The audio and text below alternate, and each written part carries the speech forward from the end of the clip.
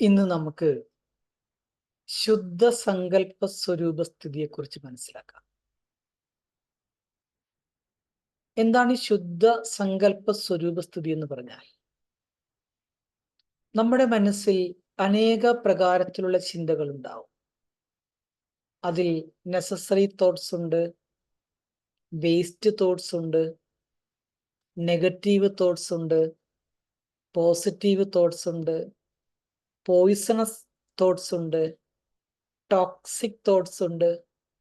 അങ്ങനെ പല രീതിയിൽ നമുക്ക് നമ്മുടെ ചിന്തകളെ ക്ലാസിഫൈ ചെയ്യാം അല്ലെങ്കിൽ വർഗീകരിക്കാം. അതിനെല്ലാം ഉപരിയായി നമ്മുടെ മനസ്സിനെ അതിൻ്റെ ഏറ്റവും ഉയർന്ന തലത്തിൽ നിലനിർത്തുന്ന അവസ്ഥയാണ് ശുദ്ധ സങ്കല്പ സ്വരൂപസ്ഥിതി. നമ്മുടെ മനസ്സിലുണ്ടാകുന്ന അനേക സങ്കല്പങ്ങളെ സമാപ്തമാക്കി ഒരു ശുദ്ധമായ സങ്കല്പത്തിൽ തന്നെ മനസ്സിനെ നിലനിർത്തണം.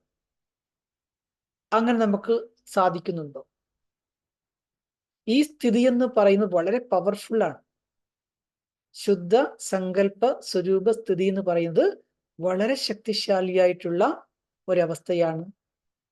എല്ലാ കർമ്മ ബന്ധനങ്ങളിൽ നിന്നും നമുക്ക് വേറിട്ടിരിക്കാനും എന്നാൽ അത്ര തന്നെ നമ്മുടെ ഡ്യൂട്ടിയോട് പ്രിയപ്പെട്ടിരിക്കുവാനും നമുക്ക് സാധിക്കും. അങ്ങനെയുള്ള ഉയർന്ന ഒരു മാനസികാവസ്ഥയിൽ ഇരുന്നു കൊണ്ട് വേണം നമ്മൾ താഴെ ഒരു കർമ്മത്തിലേക്ക് വരാൻ. നോക്കൂ, മാലാഖമാർ എപ്പോഴും മുകളിൽ പറന്നു കിടക്കും ലൈറ്റായി. എന്നാൽ ഏതെങ്കിലും കാര്യം ചെയ്യേണ്ടി വരുമ്പോഴോ അവർ താഴേക്ക് വരും. അവർ താഴേക്ക് വന്നു എന്ന് കരുതി അവരുടെ ഉയർന്ന സ്ഥിതി ഒരിക്കലും നഷ്ടപ്പെടുന്നില്ല.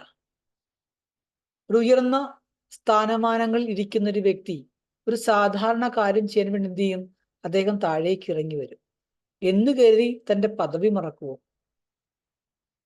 തന്റെ യോഗ്യതകളെ മറക്കുവോ? ഇല്ല. താഴേക്ക് വന്നത് ആ ഒരു സാധാരണ കാര്യം ചെയ്യാൻ വേണ്ടി മാത്രമാണ്.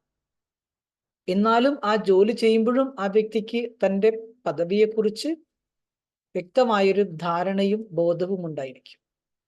ഒരു ചെറിയ കാര്യം ചെയ്യുന്നു എന്ന് കരുതി ആ വ്യക്തി ചെറുതാകില്ല. അതേപോലെ നമ്മളും എത്രത്തോളം മനസ്സിനെ ശുദ്ധ സങ്കല്പ സ്വരൂപസ്ഥിതിയാകുന്ന ഉയർന്ന അവസ്ഥയിൽ വെച്ചുകൊണ്ട് നമ്മുടെ ജീവിതത്തിൽ ഏതെങ്കിലും കർമ്മം ചെയ്യേണ്ടി വരുമ്പോൾ ആ കർമ്മമണ്ഡലത്തിലേക്ക് ഇറങ്ങി വരും. ആ സമയത്തും നമ്മുടെ മനസ്സിന്റെ സ്ഥിതിയെ ഒരിക്കലും താഴേക്ക് വരാൻ അനുവദിക്കാനും പാടില്ല. അതേപോലെ നമ്മളും ഈ കാര്യത്തെ മനസ്സിലാക്കിക്കൊണ്ട് ഒരു നിസ്സാരമായ അല്ലെങ്കിൽ എന്നിൽ അർപ്പിതമായ ഒരു കർമ്മം ചെയ്യാൻ വേണ്ടി ഞാൻ ഇവിടേക്ക് വരുന്നു. ആ കർമ്മം ചെയ്യുമ്പോഴും എനിക്കൊരു ബോധമുണ്ട്, ഞാൻ എങ്ങനെയുള്ള മനസ്സിന്റെ ഉടമയാണ്. ആ സാധാരണ കാര്യത്തിലേക്ക് വരുമ്പോൾ എൻ്റെ സങ്കല്പങ്ങൾ സാധാരണമാകാൻ പാടില്ല. അതെപ്പോഴും ഹയസ്റ്റ് തന്നെയാക്കി മെയിൻറ്റെയിൻ ചെയ്യണം.